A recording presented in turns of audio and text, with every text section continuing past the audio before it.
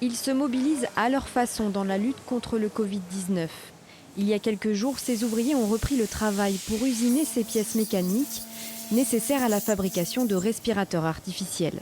Nous, ça nous a permis de reprendre une activité aussi rapidement, sans avoir trop de chômage partiel.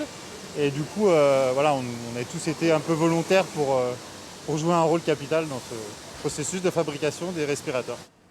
Une commande inédite pour cette entreprise spécialisée dans le secteur automobile, sollicitée par Air Liquide, qui prévoit de produire 10 000 respirateurs artificiels. L'équipementier a été sélectionné pour sa capacité de production.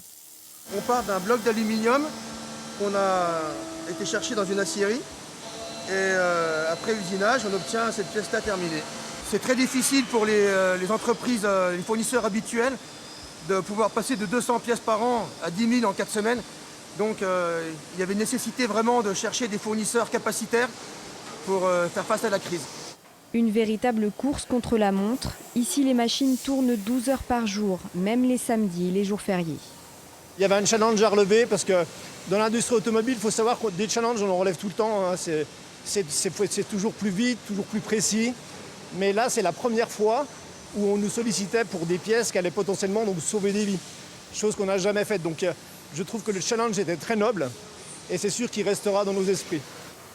En un mois seulement, 7000 pièces vont être expédiées depuis la Haute-Savoie pour permettre la fabrication et la livraison de ces précieux respirateurs aux hôpitaux.